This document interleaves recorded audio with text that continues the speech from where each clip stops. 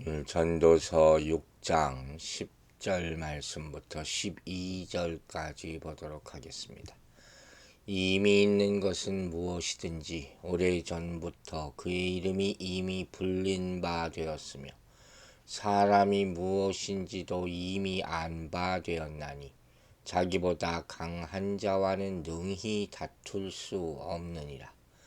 헛된 것을 더하게 하는 많은 일들이 있나니 그것들이 사람에게 무슨 유익이 있으랴.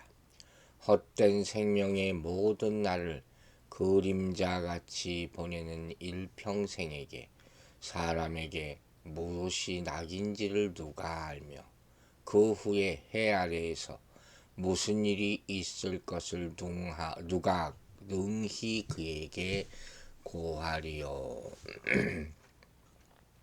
자, 해 아래에 새 것이 없다 하는 그 얘기가 또 나오죠. 여러 차례 계속 나오고 있어요.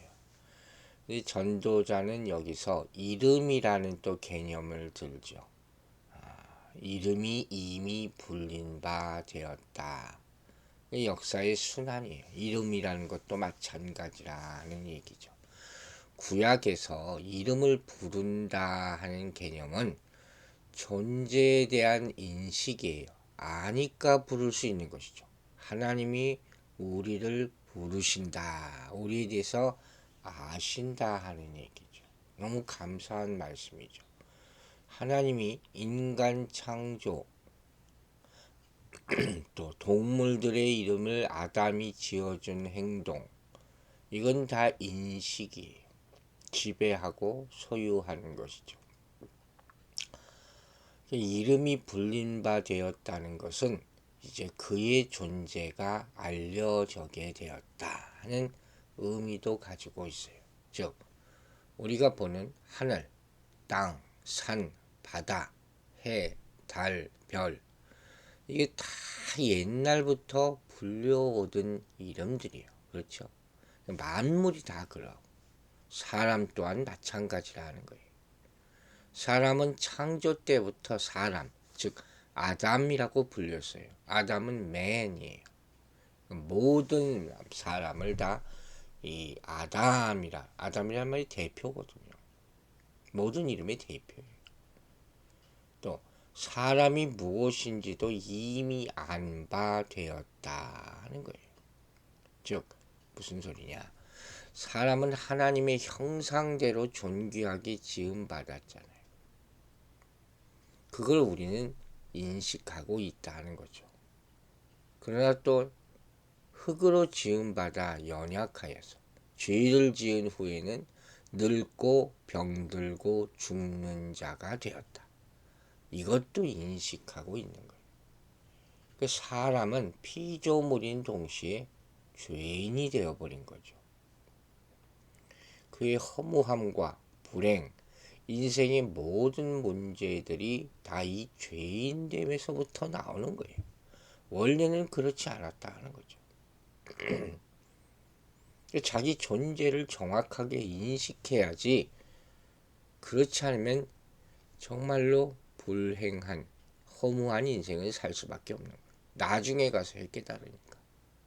그때는 이미 늦었다고 할 수 있는 것이죠. 또 본문을 보면 자기보다 강한 자와는 능히 다툴 수 없다 이런 말씀이 나오죠.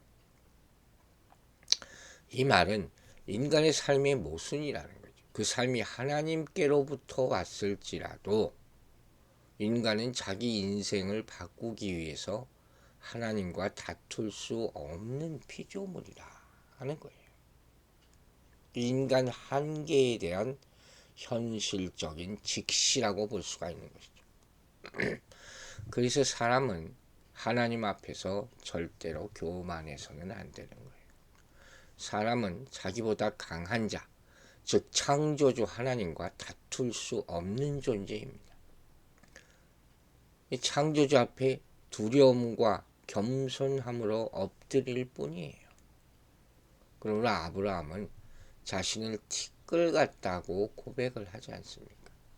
욥이 특히 많이 반항을 하죠. 인생을 벌레와 구더기 같다 이런 표현도 썼어요. 또 하나님께서 야곱을 지렁이 같은 너 야곱아. 이사야서 41장에서 이렇게 불러요. 바울 많은 고난을 받지 않습니까? 이 바울이스를 뭐라고 얘기합니까? 세상의 더러운 것과 만물의 찌꺼기 같이 되었다. 하나님 앞에서니 그런 존재라 하는 그런 말씀이죠. 이런 존재예요, 우리가. 그런데 하나님과 다툰다는 것은 이건 말이 안 되죠. 정말 교만하고 무지하고 어리석은 거죠. 하나님 앞에서 말이 많은 사람은 이렇게 부족한 사람이에요. 인간은 오로지 하나님을 두려워하고 겸손하게 섬기고 그의 모든 말씀을 다 믿고 순종할 뿐입니다. 그 순종도 말로 순종이 아니에요. 진짜 순종을 해야 돼요. 조금이라도 반항의 기미가 보이면 그건 순종이 아니에요. 이건 굴욕이 아닙니다.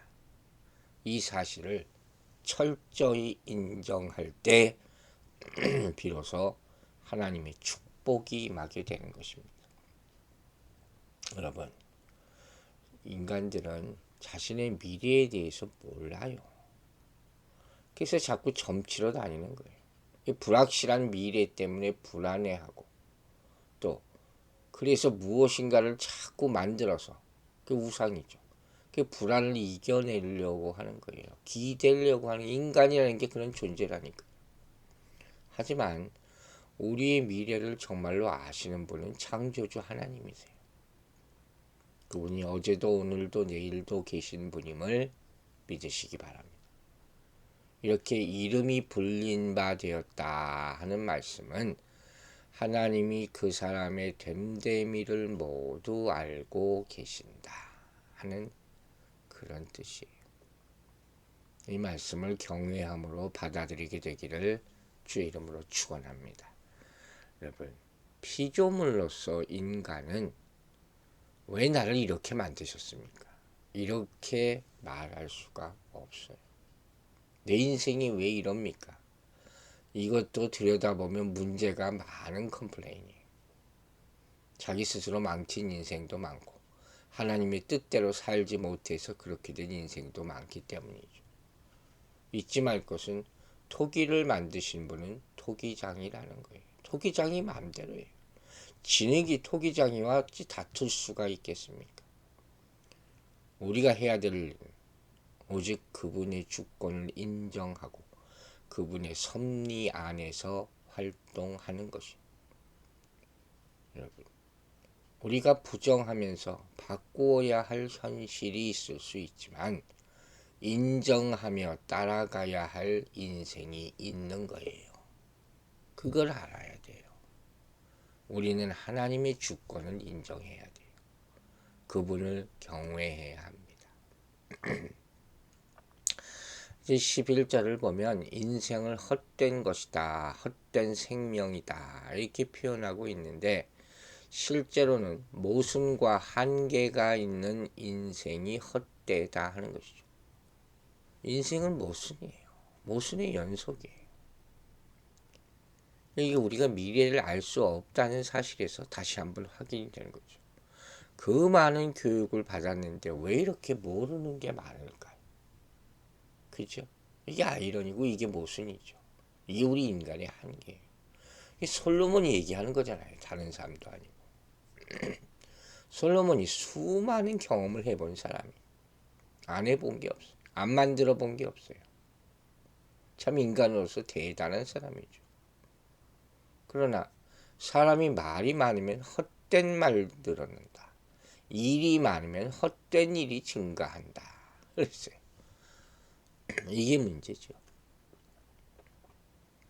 결국 세상에 헛되지 않은 것이 무엇이고 참으로 유익하고 영원한 것은 무엇인가? 이걸 생각하게 되는 거죠. 결론은 뭡니까? 하나님에 관한 일 외에는 아무것도 없다. 다 헛되다 하는 거예요. 완전한 것이 없기 때문이죠. 모든 사람은 유한하잖아요. 이 유한이라는 게 하나님이 정하신 한계예요. 그걸 깨달아야 되는 것이죠. 그 한계를 넘어서려는 모든 시도, 인간은 항상 이걸 해보려고 합니다. 그게 헛되다는 거예요. 인간에게 유익을 주지 않는다 하는 것이죠. 소위 말하는 과학이라는 것을 시도하는 많은 시도들이 있습니다. 하나님이 보시기에 합당하지 않은 시도들이 많아요. 하나님이 주신 좋은 지식을 점점 악한 데 쓰고 있는 거죠. 하나님과 다투고 변론하는 것은 아무 유익이 없다. 욥기에서 우리가 보지 않습니까? 여러분, 그 누구도 우리 짧은 인생을 살아가는 동안에 정말 무엇이 즐거움인지 알지 못하고 장래에 어떤 일이 일어날지도 알지 못합니다. 이건 오로지 하나님만 아시는 것이요. 따라서 우리 인생을 아시며 장래일까지 주관하시는 하나님께 나아가서 그분의 뜻을 구하고 그 뜻대로 사는 것이 복된 인생이 될 줄로 믿으시기 바랍니다. 우리는 하나님이 기뻐하시는 길을 가야 돼요. 그때 행복과 만족이 오는 거예요. 참으로 유익하고 선한 것이 무엇인지 아시는 분은 오직 하나님뿐이에요. 따라서 하나님이 정하신 삶의 방향을 따라 순종하며 살아가는 사람은 참된 만족을 누릴 수 있는 것이죠. 여러분이 그 길을 가고 있는가 한번 점검해 보시기 바랍니다. 하나님께서 우리에게 정하신 것이 있어요. 그건 진리이신 그리스도를 믿는 것이죠. 주님을 따르는 것이죠. 은혜의 복음을 전하면서 인생에 나아갈 길을 달려가는 것이에요. 그것이 생명의 길이요 행복의 길임을 믿으시기 바랍니다. 이제 12절에 와서 전도자는 사람의 일생은 그림자같이 덧없이 지나간다. 이렇게 말합니다. 헛되죠. 그림자 같은 인생, 실체가 없는 거예요. 또 막 항상 옆에 있는 것 같지만 알맹이가 없는 것이죠. 여러분, 시간이 흘러가는 것은 누구도 잡지 못해요. 이건 허무한 거예요. 욥기를 보면 욥이 고백을 해요. 여인에게서 난 사람은 사는 날이 적고 괴로움이 가득하며 그 발생함이 꽃과 같아서 쇠하여지고 그림자 같이 신속하여서 머물지 아니하는도다. 욥기 14장에 나오는 말씀이에요. 다윗도 이런 얘기를 합니다. 사람은 헛것 같고 그의 날은 지나가는 그림자 같으니이다. 시편 144편에 나오는 말씀이죠. 야고보 사도는 내일 일을 너희가 알지 못하는도다. 너희 생명이 무엇이요? 너희는 잠깐 보이다가 없어지는 안개니라. 야고보서 4장 14절 말씀입니다. 이런 안개, 그림자 같은 인생에 무슨 낙이 있고 행복이 있을 수가 있습니까? 그걸 알아야 되는 거예요. 여러분, 만약 누군가가 당신의 인생의 목적이 뭡니까? 이렇게 물어본다면 오늘 여러분은 뭐라고 대답하겠습니까? 사람들은 다들 자기 인생의 목적, 이것을 위해서 전력을 다해서 산다고들 합니다. 그런데 성경은 뭐라고 얘기하는지 아십니까? 그 목적을 정해주는 분이 있다 하는 거예요. 하나님이세요. 하나님은 우리를 지으셨고 우리 인생의 처음과 마지막을 아시는 분입니다. 인생의 주인이신 하나님이 우리 인생의 목적을 부여하신다는 걸 깨달아야 돼요. 여러분, 다시 묻습니다. 여러분의 인생의 목적을 찾으셨습니까? 아직도 모르겠다고 방황하고 있다면 지금 하나님께 나와서 다시 물어보십시오. 그래야 하루도 헛되지 않게 살 수 있습니다. 우리 삶의 많은 문제는 하나님 앞에서는 우리가 어떤 존재인지를 인식하지 않기 때문에 발생하는 거예요. 이게 신앙생활에서도 부딪히는 문제예요. 하나님 따로 나 따로라는 거예요. 하나님은 창조주시잖아요. 우리의 미래를 창조하시는 분이에요. 하나님은 우리 인생의 처음과 나중을 아시는 분이라 했습니다. 그러므로 우리는 하나님이 인생의 주인 되심을 고백하고 미래를 그분께 맡겨야 되는 거예요. 다른 길은 없습니다. 하나님이 정하신 길만이 살 길이에요. 사주 보러 다니지 말고 성경을 보십시오. 우리와 똑같은 인생의 모습들이 얼마나 많이 나오는데 거기 길이 있는 것이죠. 정리하자면 솔로몬은 이 자화상을 완성시킬 때 직접적으로 하나님의 얼굴을 바라보고 세 가지 사실을 관찰해 납니다. 첫째로, 그는 하나님께서 주권자라는 사실을 인식합니다. 그분이 모든 것을 주관하신다 하는 것이죠. 잊지 마세요. 두 번째, 그는 인간이 주권자가 아니라는 것을 깨달았어요. 이것도 같이 깨달아야 돼요. 아니면 두 개를 섬기니까. 즉 사람이 무엇인지도 이미 안바되었느니라 하는 말 속에서 인간의 한계, 그의 유한함과 죄성을 깨닫게 되는 거예요. 처절한 자기 반성과 회개가 있어야 되는 거예요. 세 번째, 하나님과 절대자의 다툼은 시간과 노력의 낭비일 뿐이다. 하나님과 싸우지 마시기 바랍니다. 자, 이러한 사실들을 관찰한 후에 12절에 나와 있는 두 가지 질문으로 요점을 납득시키는 거예요. 첫째는 사람에게 무엇이 낙인지 누가 아느냐 하는 거예요. 우리는 이 즐거움의 문제와 계속 시도해 왔습니다. 여러분의 인생의 즐거움이 무엇이냐고 물어보면 이제 뭐라고 대답하겠습니까? 우리는 우리가 생각하는 바, 우리가 원하고 필요한 것을 갖고 싸워왔어요. 그러나 그것들이 우리의 필요를 만족시키거나 채우지 못할 뿐이다 하는 것을 발견했을 뿐이죠. 그래서 헛된 거죠. 하지만 하나님이 주신 것에는 충만함이 있습니다. 이걸 깨달으라는 거예요. 두 번째로, 미래에 무엇이 있을지 누가 아느냐 하는 질문이에요. 인간은 매 순간이 다가올 때마다 순간순간에는 어떻게 살아갈 수 있을지 모르지만 내일 일이 일어날지는 아무도 모릅니다. 우리는 종종 우리 자신의 삶에서 어떤 의미와 방향을 찾기 위한 노력의 일환으로 솔로몬이 던졌던 것처럼 똑같은 질문을 우리 스스로에게 해봐야 되는 거예요. 내 삶은 과연 유익한가? 어떤 방향이나 목적이 있는가? 아니면 무의미하고 판에 박힌 것인가? 괴롭고 힘든가?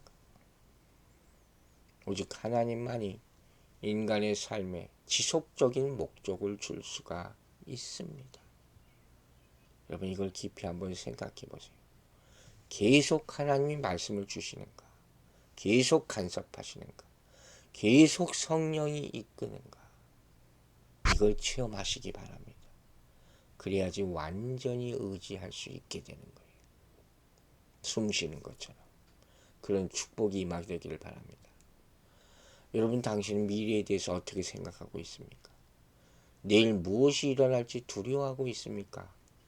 아니면 그것을 확신 있게 하나님의 손에 맡기고 삽니까? 불평하지 맙시다. 인정하고 따라야 할 일들이 있습니다. 그것이 인생입니다. 하나님의 손에 맡기면 그 인생에는 이 안개가 없어요. 그림자가 아닙니다. 그걸 깨닫는 사람은 인생이 즐거워질 것입니다. 기도하겠습니다. 아버지 하나님, 이 아침에 우리 인생을 주님께 다시 한번 맡깁니다. 돌아보면 허무하고 헛된 것 투성이었는데 왜 그것을 붙잡으려고 그렇게 애쓰며 살아왔는지 후회가 될 뿐입니다. 그러나 늦게라도 하나님 알게 하시고 우리 인생의 목적이 하나님임을 깨닫게 하심을 감사드립니다.